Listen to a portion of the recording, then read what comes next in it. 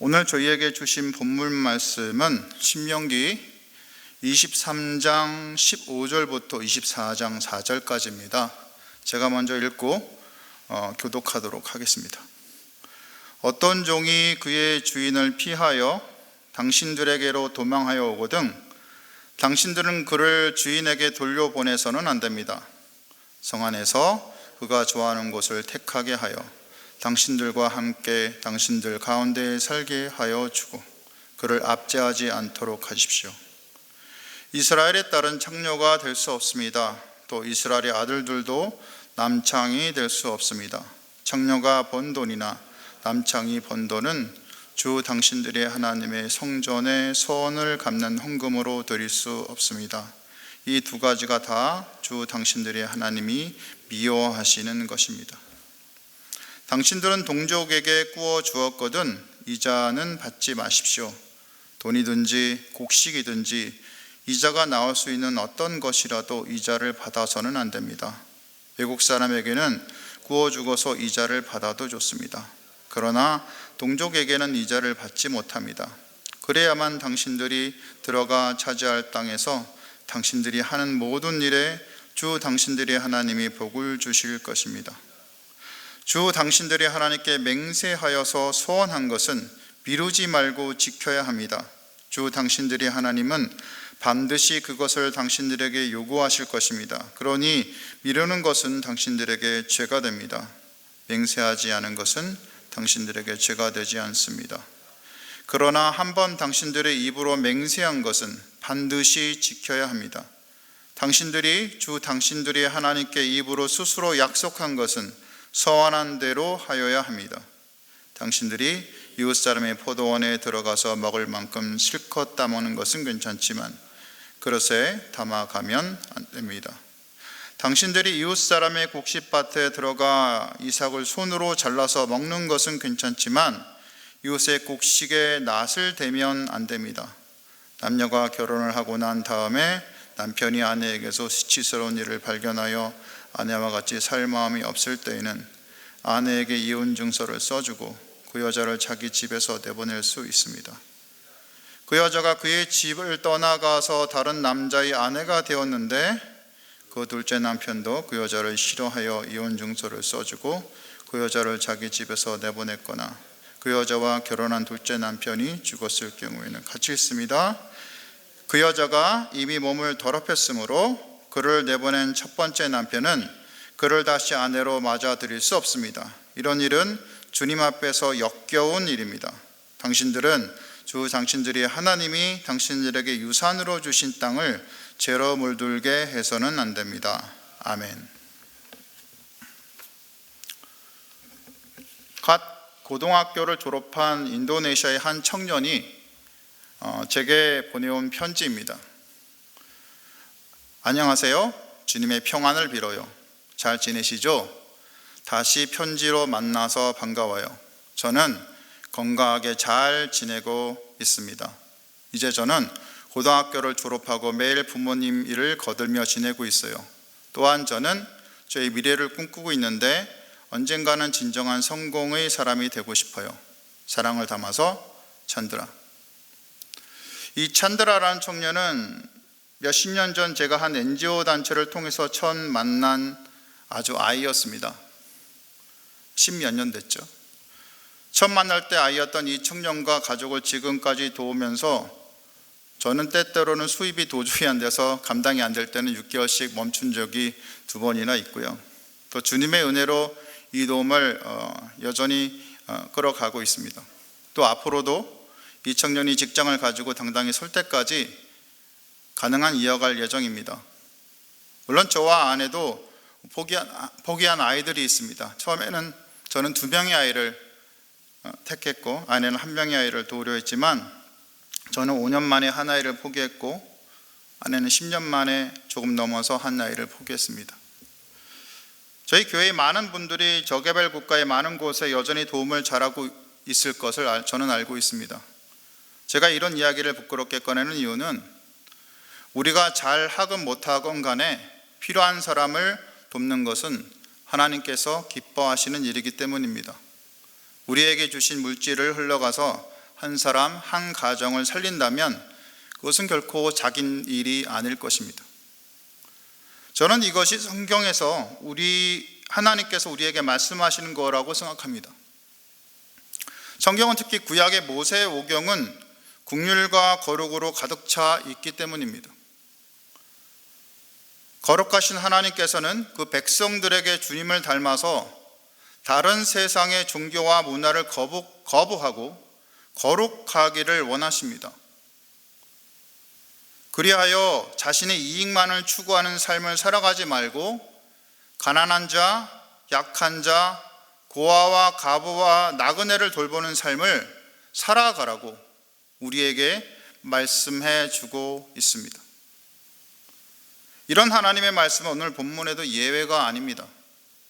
이런저런 것들로 가득 차 보이는 오늘 본문도 사실 긍휼과 거룩으로 요약될 수 있습니다. 본문 15절에는 노예에 대한 내용이 나옵니다. 당시 사회에서는 노예는 중요한 역할을 했는데 이는 노예들이 지배사회를 유지하기 위한 노동력의 역할을 했기 때문입니다. 고대 법전을 살펴보면 당시 노예들은 동족 내에서 빚 때문에 팔린 자들도 많았지만 사실 주로 전쟁 포로에서 노예들을 얻었다는 것을 알 수 있습니다. 그 예로 지금 이라크와 이란 지역인 수메르 문명에서 노예를 가리켜 니트커나 무누스커라고 불렀는데 이 뜻은 외국 남자, 외국 여자라는 의미를 가지고 있습니다.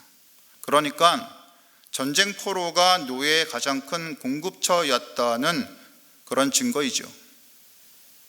또한 고대 근동 기록에 보면 고대 근동하면 주로 이집트, 메소포타미아, 페르시아 지역인데 그 지역에서 전쟁 후에 많은 포로들을 데려온 기록이 있습니다.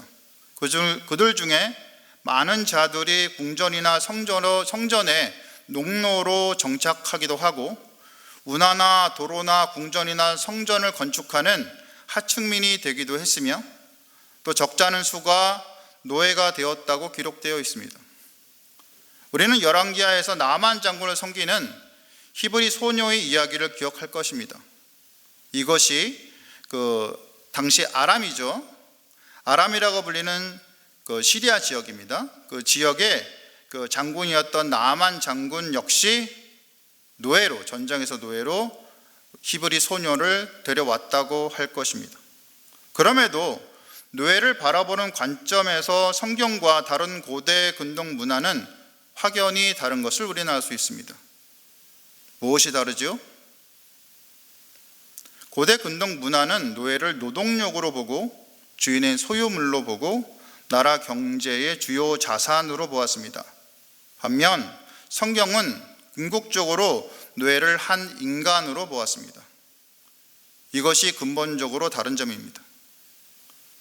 그래서 노예가 도망하고 그 도망한 노예를 발견하였을 때 행하라는 명령이 이스라엘과 고대 근동 사회가 완전히 다릅니다.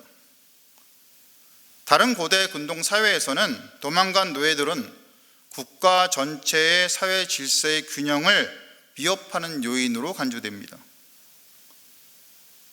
그래서 고대 바벨론의 법인 함무라비 법전은 도망치는 노예를 도와준 사람, 도망한 노예를 숨겨준 사람은 사형에 처하라고 되어 있습니다.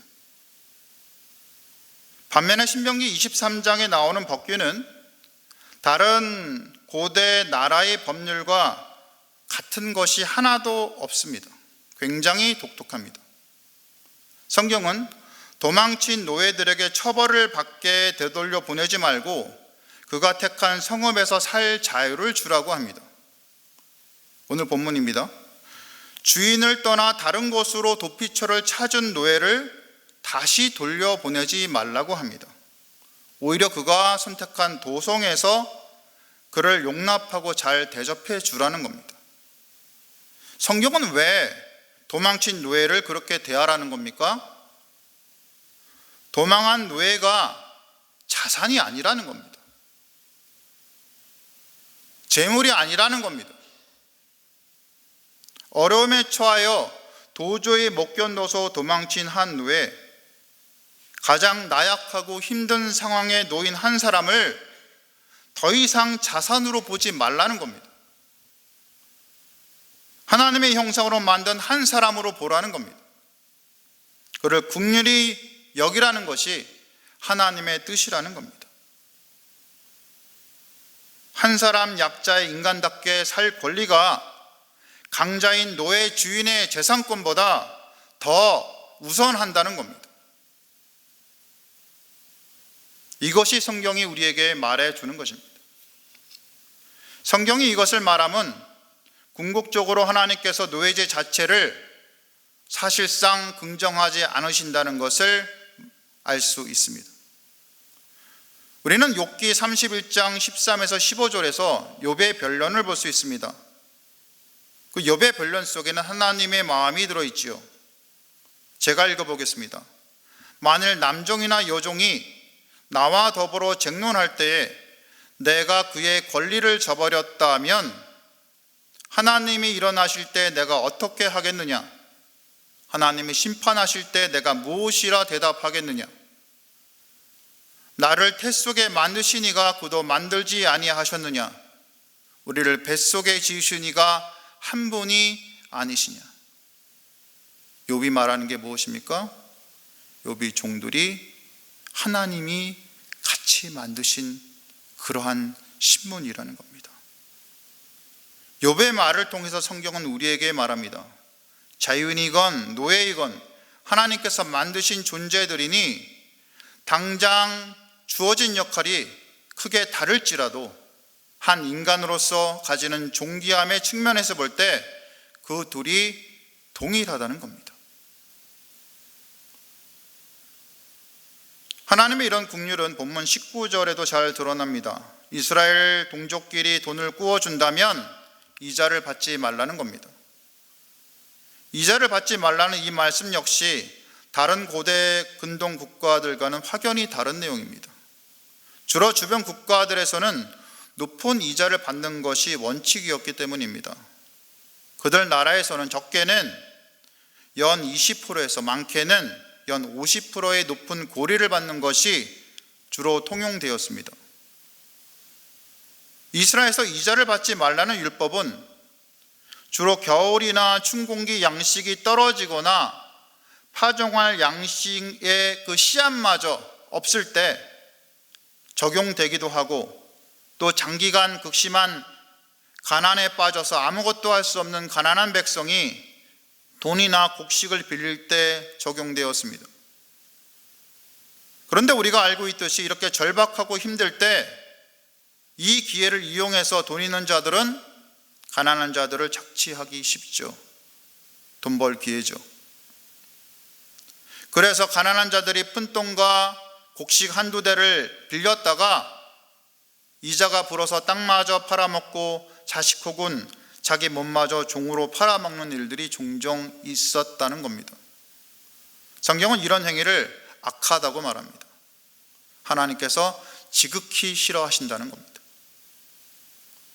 성경 말씀대로 이자를 받지 않는 것은 종교개혁 이전까지는 적어도 표면적으로는 허락되지 않았습니다. 교회에서는 이자를 받지 않도록 했죠. 물론 뒤로 이자 많이 받았습니다.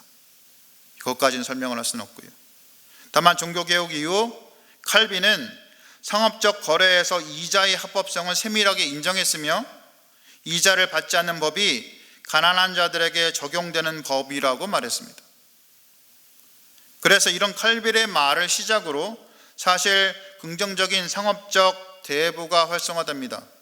그래서 경제 발전이 물론 빨리 이루어졌습니다. 그럼 이게 다 맞을까요? 그럼에도 불구하고 현대사회에서 여전히 이자를 받지 않는 이슬람 은행이 있습니다. 또 사회 최빈민층의 신용대출로 유명한 방글라데시 그라민 은행 같은 경우가 있습니다.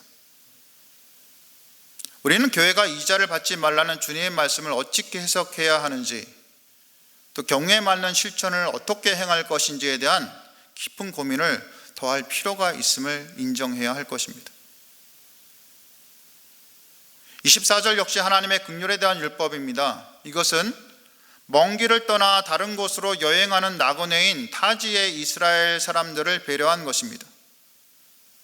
당시에는 길을 떠나는 사람이 오랫동안 상하지 않을 음식을 챙기는 것이 쉽지 않았고, 도중에 사 먹는 것도 쉽지 않아서 남의 가수원이나 밭을 지날 때 과일이나 곡식을 먹을 수 있게 했습니다. 물론 가수원이나 밭의 주인을 생각해서 바구니로 이렇게 담아가거나 낫으로 베는 것은 금했죠. 그래서 주인한테는 직접 큰 피해가 가지 않도록 얘기는 했습니다.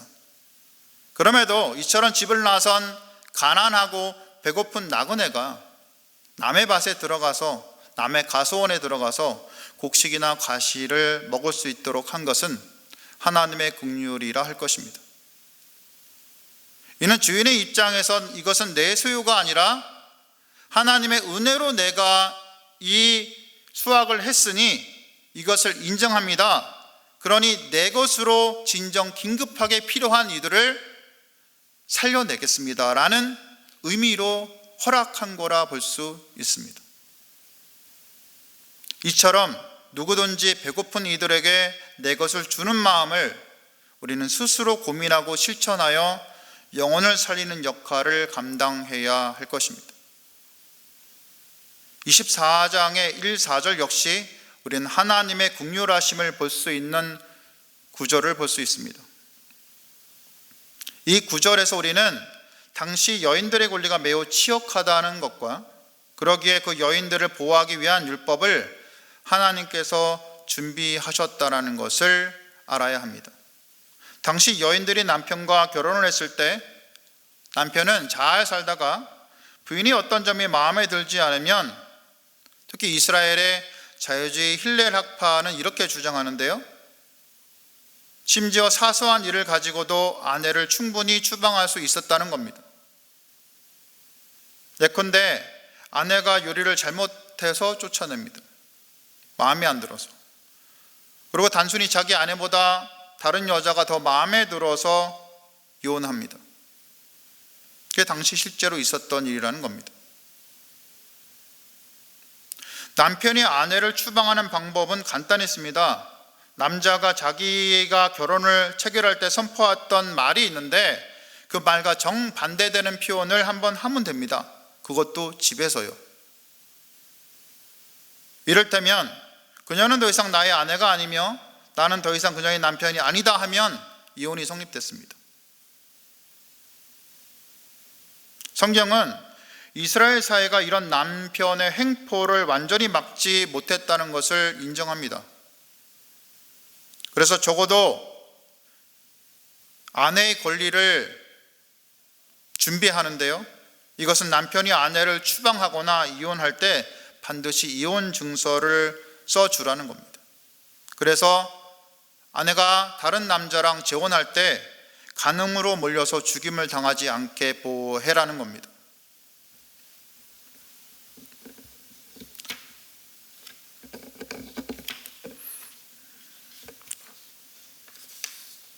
그리고 성경은 다른 남자와 결혼한 여자가 다시 첫 번째 남편과 결합하는 것을 가증한 것이라고 말합니다. 왜 가증하다고 하시는 겁니까? 내가 함부로 버려서 내 아내가 간음하게 했잖아. 그리고 너 또한 간음했잖아. 그러니까 내가 그녀를 다시 아내를 맞이하는 것은 가증한 거야 라는 겁니다. 너는 그럴 자격이 없다라는 겁니다. 그러니 처음부터 함부로 내 아내를 버리지 말라는 겁니다. 이게 하나님의 마음이죠. 본문 23장 17, 18절, 21절, 23절은 하나님 앞에서 거룩하게 살아갈 것을 요청하는 구절들입니다. 먼저 17, 18절에서는 이스라엘 사람들은 창녀도 되지 말고 남창도 되지 말라고 하십니다. 고대 근동 세계에서는 다신 숭배자 가운데 식물이나 동물이나 심지어 인간의 생명의 생산성을 달성하는 수단으로 신전에서 매춘을 하는 관행이 널리 퍼져 있었습니다. 다양한 남신들과 여신들이 있는데 이들이 성적으로 흥분해야 되는 거죠. 그래서 번식 능력을 발휘해서 식물과 동물과 사람이 많이 태어나게 하는 겁니다. 그러기 위해서 신전의 창녀들과 남창들이 성전에서 그들끼리 그리고 재물의 복을 원하는 사람들과 함께 문란한 성행위를 했던 겁니다. 그걸 믿었으니까요. 그러니 본문에서 주님은 이스라엘은 남창녀와 남청이 되지 말라는 겁니다. 이들이 번 소득은 가증하고 거룩하지 못하다는 겁니다. 그러니 하나님께 바칠 수 없다는 겁니다. 물론 하나님께서는 우상 숭배와 관련 없는 일반 매춘으로 번 돈 역시 받지 않으셨는데, 이런 부정한 행위를 통해서 벌어서 바치는 재물보다는 비록 돈을 바치지 못하더라도 우리의 의로운 삶을 원하시는 분이 우리 하나님이심을 우리가 알라는 겁니다. 본문 21절에서 23절은 서원에 대한 이야기로 역시 거룩에 대한 이야기입니다. 내 입으로 말하여 하나님께 서원한 것은 늦추지 말고 속히 행하라는 겁니다. 내가 서원한 것은 거룩한 것이다. 이미 하나님께 구별되었다라는 겁니다. 이것을 내 입에서 말한 그대로 그러니까 행하라는 겁니다. 이것이 무슨 말입니까? 거룩하신 하나님 앞에서 필요한 것을 구하려고 함부로 서원하지 말라는 겁니다. 함부로 떠벌리지 말라는 겁니다. 그저 주시는 대로 만족해야지 무엇을 억지로 얻으려고 함부로 서원 기도하지 말라는 겁니다. 그것은 그리스도인이 함부로 해서는 안 된다는 겁니다. 그럼에도 불구하고 하나님께 서원했다면 사정이 바뀌어서 내가 이미 원하는 것을 얻은 이후라고 서원한 것을 잊으려고 일부러 피하지 말고 속히 행하라는 겁니다. 이미 내가 입술로 말한 것은 그것이 무엇이든지 거룩하게 구별되었으니 하나님께 바쳐서 가장 좋은 곳에 쓰라는 겁니다. 결론하여 말씀드립니다. 하나님께서는 우리가 그분의 마음을 닮아서 약한 자, 가난한 자, 고아, 가부, 나그네를 긍휼히 여기길 원하십니다. 거룩하신 그분을 닮아서 또한 거룩하게 살아가길 원하십니다. 이것을 알고 살아가는 여러분들이 다 되시기를 주님의 이름으로 축원드립니다. 기도 제목 올려드립니다. 먼저 주님께서 도망친 노예를 긍휼히 여기듯이 가난한 자들에게 이자를 받지 않듯이 바깥 가수원에서 가난한 나그네에게 내주어 먹게 하듯이 우리 주변에 약하고 힘들고 가난한 분들이 있는지 생각해보고 그들을 조금이라도 도우며 살아가는 여러분들이 되시길 기도하시기 바랍니다. 더하여 아내를 함부로 버리는 것이 사실 역겨운 일임을 말씀하시는 주님의 음성을 알고 아내와 남편 간에 서로 약함을 이해하며 서로 긍휼히 여기는 우리 모두가 되기를 기도하시기 바랍니다. 더하여 거룩하여서 선하고 착한 일로 열심히 살아가며 주님 앞에 거룩하고 겸손히 기도하는 우리 모두가 될 수 있기를 기도하시기 바랍니다. 두 번째, 다음 세대를 위해서 기도해 주십시오. 우리 아이들은 한국교회의 미래임을 알고 이 아이들이 진정으로 하나님 앞에서 잘 자라나는 하나님의 사람들이 될 수 있도록 기도해 주시기 바랍니다. 마지막으로 교회를 위해서 그리고 우리 예배를 위해서 목장을 위해서 기도하시고 말씀 사경회와 여름 단기 봉사를 위해 기도하신 후 개인 기도하시면 되겠습니다. 기도하시겠습니다.